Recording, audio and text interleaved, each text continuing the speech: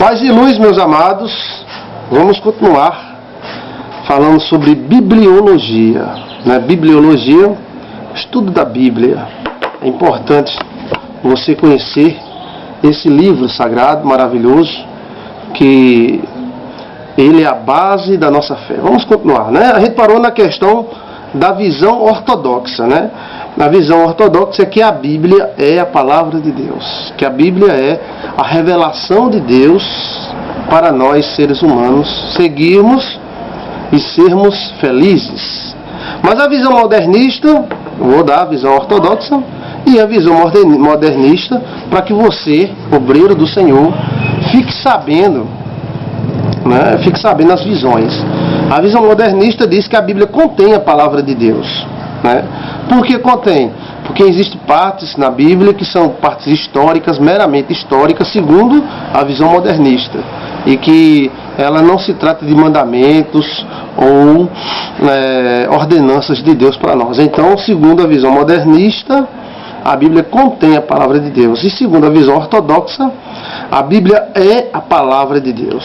Jesus fala sobre a autoridade das Escrituras, isso autenticando o uso das Escrituras. Como diz as Escrituras, rios de água viva correrão no seu ventre. Aquele que crê, como diz as Escrituras ali, era justamente a Bíblia da época de Jesus. Escritura, os profetas, a Bíblia era chamada de Escrituras e também chamada de profetas.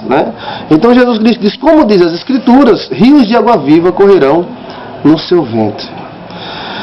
Então Jesus afirma o uso da Bíblia.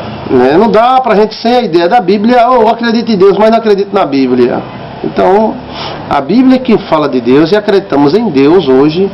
O Deus que nós conhecemos vem através da palavra de Deus, da Bíblia.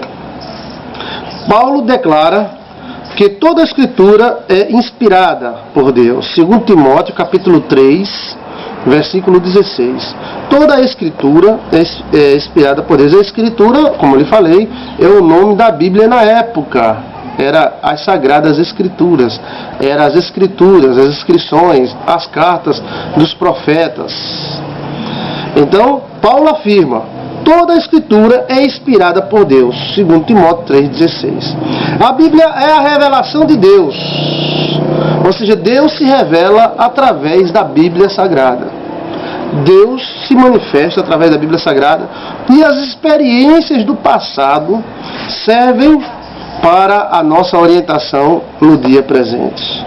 A Bíblia é a bússola do crente, ou seja, é a Bíblia que guia o crente para a realização da sua vida espiritual. Ou seja, essa bússola maravilhosa, ela nos leva justamente para o norte espiritual, que é o Senhor Jesus Cristo, que é Deus.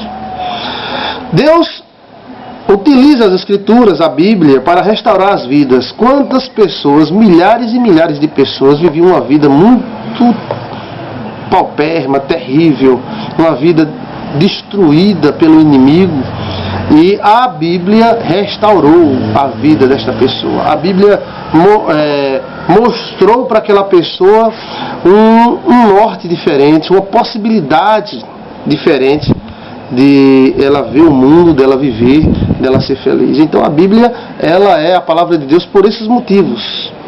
As formas de revelação de Deus, Existem várias formas de revelação de Deus. Uma é a natural.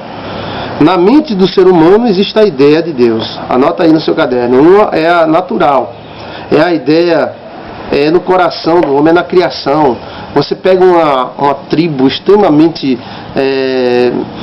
isolada e você vai lá e você vai encontrar lá a ideia de Deus, a ideia de um Deus, a ideia de um ser maior, a ideia de um ser que sustenta tudo. Então, uma das maneiras que Deus se revela ao homem é através da sua natureza.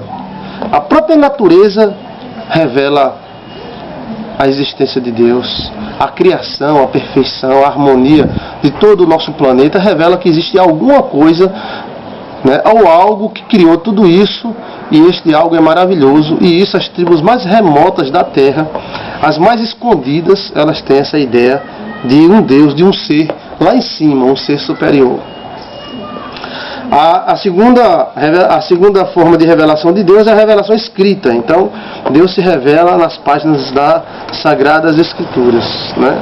Ele se mostra através das páginas das Sagradas Escrituras.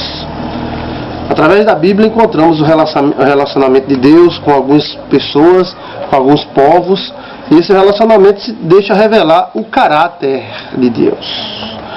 E a terceira parte é a revelação pessoal, ou seja, Deus se mostra a você. Deus, ele se revela a você, ele se deixa achar. E isso é importante, é uma revelação de Deus pessoal com você. A Bíblia foi escrita em 3 línguas principais: hebraico, aramaico e grego. São as 3 principais escritas da Bíblia, né, idiomas bíblicos: o hebraico, o aramaico e o grego. A maioria do Novo Testamento foi escrita em grego. Grego koiné, que é um grego simples, falado no meio da rua, nas feiras, nos feirantes. Então era um grego bem simples, não era aquele grego clássico, não, que era falado pelos sábios, não. Era aquele grego simples. E o aramaico e o hebraico. Você vai ver lá na frente que essas 2 línguas, elas se misturam muito. O aramaico e o hebraico, elas se misturam muito, a tal ponto que o aramaico acaba sendo conhecido como a língua dos hebreus e se tornou hebraico, né? E essa diferença houve uma mistura muito grande do aramaico e do hebraico. E muitas vezes a gente diz que é hebraico, mas é aramaico no original, né? Porque o aramaico é a língua dos hebreus. Então se tornou hebraico. Você vai ver essa confusão entre essas 2 línguas, esses 2 idiomas, hebraico e aramaico. O aramaico vem de Arão, né? É a língua sacerdotal dos judeus. A língua técnica tem muita semelhança com o hebraico, né? A língua fenícia, a técnica da língua fenícia, ela tem muito a ver com o hebraico. Os fenícios eram os comerciantes do mundo. E nós encontramos vários traços no idioma fenício, que você estudando tecnicamente esses traços, é exatamente os traços do hebraico. É como se os fenícios foram uma língua só e se dividiu, né? A língua fenícia e a língua hebraica. O antigo alfabeto hebraico derivou dos fenícios, declara alguns eruditos. Aí um ponto para você colocar no seu caderno de estudos, né? A antiga língua fenícia, o hebraico se derivou do antigo alfabeto fenício. Encontramos esse alfabeto em vários lugares do mundo, inclusive no Nordeste, mostrando que eles passaram por aqui. Os fenícios eram os maiores comerciantes do mundo da época. Esses idiomas, ele é lido da direita para a esquerda, né? Da direita para a esquerda. Alguns acham que essa forma de leitura da direita para a esquerda era porque eles escreviam em pedras.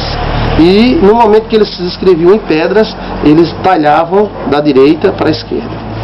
Não possui vogal. Então, o hebraico não possui vogal. Ela é um idioma só de consoantes, né?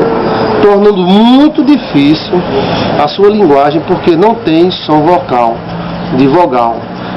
Ela só tem o som de consoantes. Mas essas vogais foram acrescentadas depois para manter a língua, né? Os massocretas em Tiberíades incluíram as vogais às letras hebraicas. Então, um povo chamado massocretas, M-A-S-S-O-C-R-E-T-A-S, massocretas, em Tiberíades, incluíram as vogais à língua hebraica para facilitar esse idioma, e esse idioma não morrer, como muitos morreram. Então eles acrescentaram vogais ao idioma hebraico. O aramaico é um idioma semítico falado desde 2000 a.C. em Arã ou Assíria. Ou seja, o aramaico é um idioma que existe há muito tempo, né?